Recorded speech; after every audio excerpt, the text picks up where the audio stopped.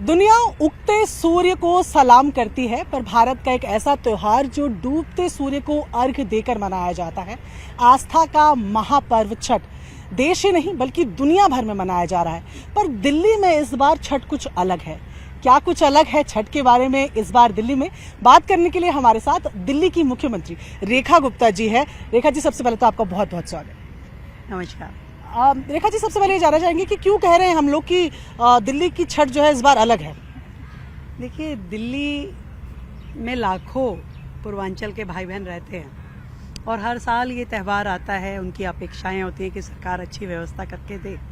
पर पिछली सरकार ने वर्षों तक यमुना घाट पे छठ पूजा को प्रतिबंधित रखा, ना कोई इंतजामात किए, ना कभी उनको आने की परमिशन दी गई लोगों को। वर्षों बाद यमुना के घाट को हमने खोला है, जनता के लिए तैयार किया है, छठ घाट बनाया है। पूरे के पूरे यमुना के स्ट्रेच में 17 जगह लंबे लंबे छठ घाट तैयार किए गए हैं। पूरी दिल्ली शहर के अंदर भी 1500 के करीब जगहों पे छठ की तैयारियां हैं। एक अलग प्रकार की तैयारी, भव्यता, स्वच्छता हमने जनता की सुविधा के लिए की है और पूरी तैयारी इस तरह की है जो आज तक पहले कभी इस त्यौहार पे नहीं की गई। तो हमारे छठ व्रतियों के लिए सरकार पूरी तरीके से मुस्तैद है, व्यवस्थाएं खड़ी की है और उनके लिए यह त्यौहार शुभ हो, मंगल हो और बिना किसी दिक्कत के संपूर्ण हो, इसकी तैयारी है। एक सवाल जो इस पे उठता है रेखा जी, ऐसा क्या था जो पिछली बार तक यमुना के तटों पर छठ नहीं हो पा रहा था? कोई ऑर्डर्स थे, कोई कोर्ट के, कोई एनजीटी के? मैं खुद हैरान हूँ कि क्यों पिछली सरकार ने और उसके मुखिया ने यमुना जी पे ये छठ का प्रतिबंध लगाया, क्योंकि कोविड के समय में तो 2 साल सब कुछ ही बंद था, कोई सामूहिक वो नहीं था, त्यौहार भी बड़े छोटे स्वरूप में हुए। परंतु ऐसा कोई आदेश नहीं है कि आप यमुना जी पे कार्यक्रम नहीं कर सकते, छठ नहीं कर सकते। और ये क्या मंशा थी या उनकी वो सोच थी जो वो कहते थे कि 500 रुपये की टिकट लेके आ जाते हैं, 5 लाख का इलाज कराते हैं। तो पूर्वांचल के प्रति उनका द्वेष मुझे लगता है कहीं शायद हो सकता है, जो हमेशा से उन्होंने इस तरह का दुर्भाव किया और छठ पे एक अधिकार कहें, एक भावना कहें जो हमारी पूर्वांचल के भाई बहनों की है, उनको उससे अलग रखा। जहाँ पर हमारी मौजूदगी है ये दिल्ली का वासुदेव घाट है और वासुदेव घाट मुझे लगता है आपकी सरकार के लिए भी बेहद खास है, क्योंकि जब आपने शपथ ली उसके बाद पूरे कैबिनेट के साथ आप लोग यहीं आए थे यमुना आरती करने और अब फिर आएंगे छठ मनाने। मैं तो ये चाहती हूँ कि हमारी दिल्ली का हर त्यौहार, जितने भी हमारे लोग हैं, दिल्ली निवासी हैं, हर राज्य से जुड़े हुए, हर त्यौहार बड़ी धूमधाम से खुशियों के साथ मनाया जाए।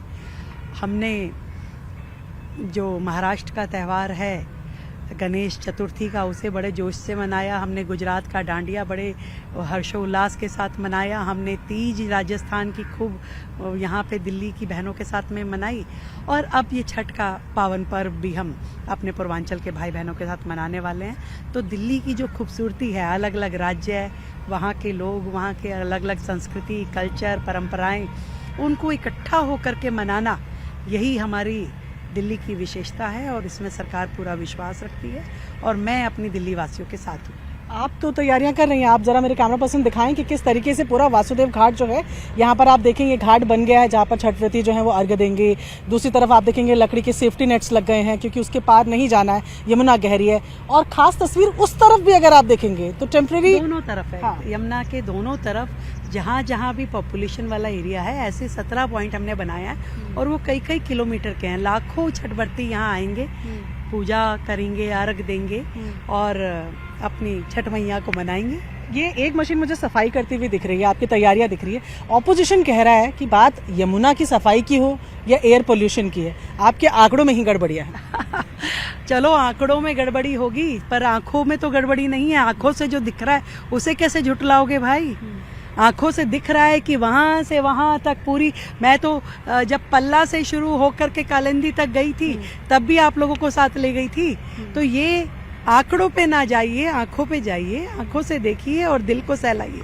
आज ही सौरभ भारद्वाज ने एक वीडियो ट्वीट की, कह रहे हैं ये पानी जो पूरा भरा हुआ हमें दिख रहा है, कह रहे हैं ये तो फिल्टर्ड पानी है और गंगा का पानी है जो यहाँ पर आप लोगों ने भरा। हम भगीरथी हो गए हैं कि गंगा ले आए हैं, तो जो वो समझना चाहे समझ सकते हैं। मुझे तो इतना पता है, मेरी दिल्ली के लोग खुश होने चाहिए, उनके चेहरे पे मुस्कुराहट होनी चाहिए, पूजा करते हुए एक संतुष्टि का भाव हो। आप गंगा मानो, यमुना मानो, पर साफ पानी आपको मिल रहा है पूजा करने का, मेरे लिए यही सबसे बड़ा एक कार्य करने की दिशा में अपना उद्देश्य है मेरा, कि लोग यहाँ पे अच्छे से पूजा कर पाए। तो सौरभ भारद्वाज जो बोतल में ले लेके पानी घूम रहे हैं, कह रहे हैं सीएम के आवास में जाएंगे, दिखाएंगे कि कहाँ साफ हुई है यमुना। अरे तो क्या चाहते हैं वो, यहाँ पे कोई फिल्टर लगा के करना है, एक्वागार्ड लगाएं।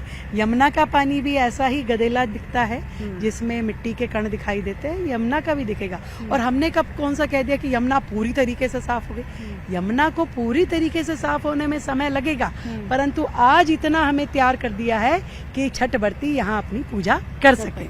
चलिए, तो ये हमारे साथ सीएम रेखा गुप्ता जो साफ तौर पर बोल रहे हैं कि छठ व्रती पूजा कर पाएंगे, उतनी तैयारियां यहाँ इस घाट में इस बार यमुना में कर दी गई है। कैमरा पर्सन विशाल के साथ प्रियंका कांडपाल, न्यूज़ 18 इंडिया, दिल्ली।